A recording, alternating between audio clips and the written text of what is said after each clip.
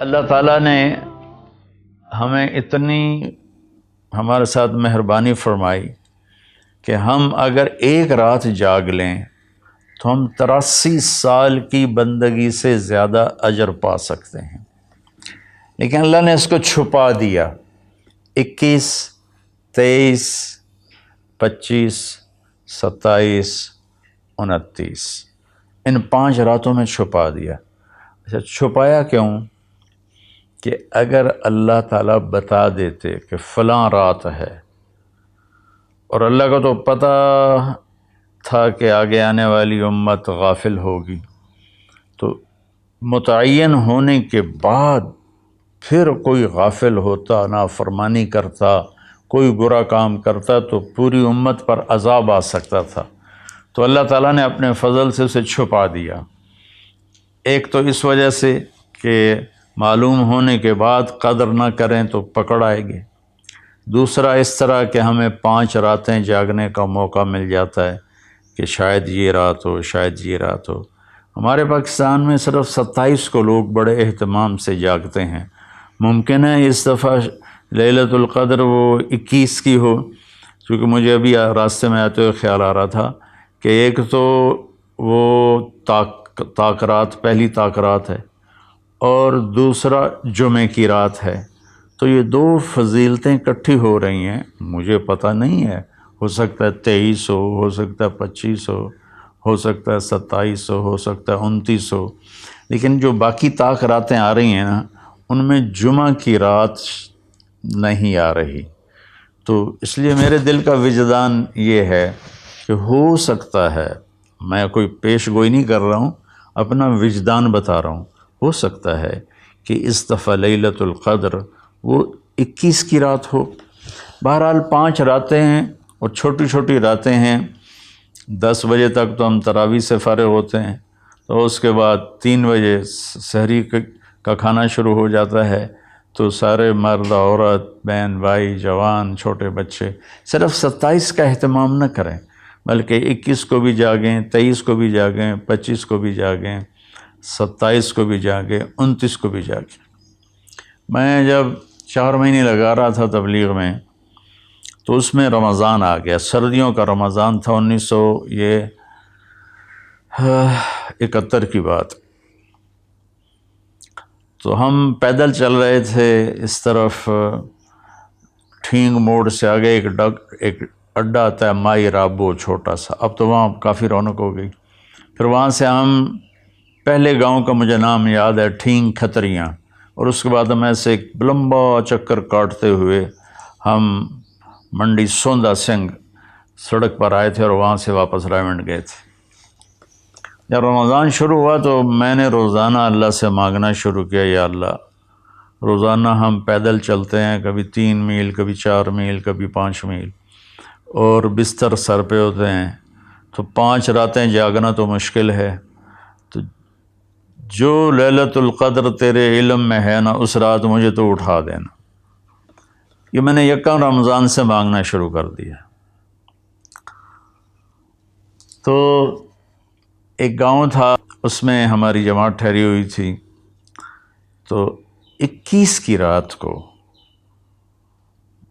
مجھے ایک دم کسی نے یوں جھٹکا دے کے اٹھا دیا، تو میں ڈر گیا۔ میں نے کہا یہ کیا ہوا میرے ساتھ؟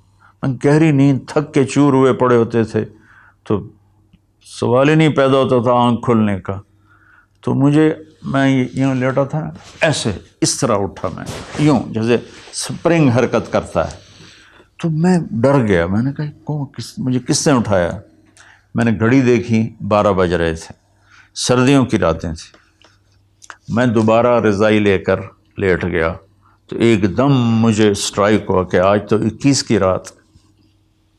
تو میں بھاگ کے باہر نکلا، تو میں نے دیکھا تو چاندنی تھی، حالانکہ 21 کا چاند تو بہت مختصر ہوتا، روشنی تھی، اور سردی کے باوجود کوئی سردی نہیں تھی۔ تو ایک اور میران شاہ کا پٹھان تھا، اللہ تعالیٰ اس کو جزائے دے، اس نے مجھے کہا ہوا تھا اگر تو اٹھے تو مجھے بھی اٹھا دینا، تو میں نے اس کو بھی اٹھا دیا۔ وہ تو 1-2 گھنٹہ بیٹھ کے پھر جا کے سو گیا، اور میں فجر کی اذان تک جاگتا رہا، اور پتہ نہیں کیا کیا مانگا، لیکن اس میں نے ایک دعا یہ مانگی کہ یا اللہ مجھے ساری زندگی کے لیے تبلیغ کے کام کے لیے قبول فرما۔ یہ دعا میں نے بہت مانگی۔ جب میں نے فجر کی نماز پڑھی تو مجھے خیال آیا کہ تو میڈیکل کر رہا ہے، ڈاکٹر بنے گا، تو نے یہ کیا دعا مانگی ہے کہ اللہ مجھے ساری زندگی کے لیے قبول فرما؟ تو ڈاکٹری اور ساری زندگی یہ دو تو آپس میں جڑتے ہی نہیں ہیں، تو یہ تو نے بڑی عجیب سی دعا مانگ لی ہے، اس کا تو کوئی تک ہی نہیں بنتا تیرے اوپر صادق ہے۔ پھر میں نے کہا اللہ ہی مجھ سے منگواتا رہا ہے، اس کا نظام چلے گا تو ہو جائے گا، نہیں چلے گا تو چلو ہم چٹا کوٹ پا کے ڈاکٹر بن کے کلینک چلائیں گے۔ تو میں تقریباً اگلا سارا سفر یہی سوچتا رہا، روزانہ مجھے سوچ آتی یہ تو نے کیا مانگا ہے، ساری زندگی اور ادھر میڈیکل لائن، یہ کیسے جوڑ بیٹھے گا، اور پھر تیرے والدین کیسے تمہیں اجازت دیں گے؟ یہ میرے اندر نا ایسے چلتی تھی آندھی سی خیالات کی۔ تو خیر مجھے تو پتہ بھی نہیں تھا کیا ہونے والا ہے۔ 4 مہینے کے آخری 1 ہفتے میں اللہ نے ایسا پلٹا دیا کہ میرا دل، وہ پھر لمبی کہانی ہے، ابھی میں نے تھوڑا بیان کرنا ہے، تو جس کا آخری نتیجہ یہ ہے کہ اس 1 ہفتے میں ایک اس طرح کا نظام چلا، میں نے کہا بس میں نے علم حاصل کرنا ہے۔ تو اللہ نے اپنے فضل سے مجھے چلائے رکھا، یہ میں اس کا شکر گزار ہوں۔ یہ ایک واقعہ تو میرے ساتھ یہ ہوا ہے، وہ 21 کی رات کا تھا۔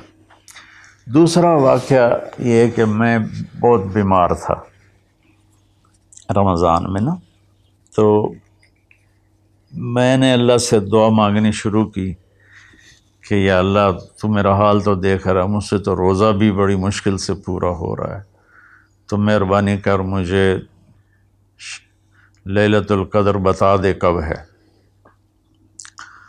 تو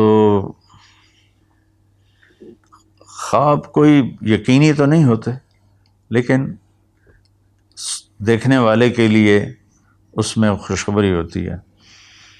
تو مجھے نا 22 کی رات کو خواب آیا کہ کل شب قدر ہے 23۔ تو میں 23 کو گرمیاں تھیں، میں سویا ہی نہیں اور جاگ کے اپنا جو کچھ کرنا تھا۔ تو 25 کو میں سویا ہوا پھر اٹھا، تو ایک دم پھر مجھے نیند آ گئی۔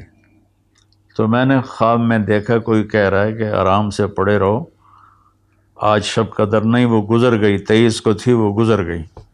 یہ 2 تو میری آپ بیتیاں ہیں، واللہ عالم خواب کوئی حجت تو نہیں ہوتا، ورنہ اس کا بھی لوگ مذاق بنا لیتے ہیں۔ کہنے کا مقصد یہ تھا کہ شب قدر 5 راتوں میں گھومتی ہے، 21، 23، 25، 27، 29۔ تو ہم ایک 27 کی رات متعین نہ کریں، 5 راتیں جاگیں، تو اس میں سارے گناہوں کی بخشش ہو جاتی ہے، اور جو اللہ سے مانگو دنیا کا آخرت کا، تو اللہ تعالیٰ اپنا فضل فرماتا ہے اور اپنی رحمت کے دروازے کھول دیتا ہے۔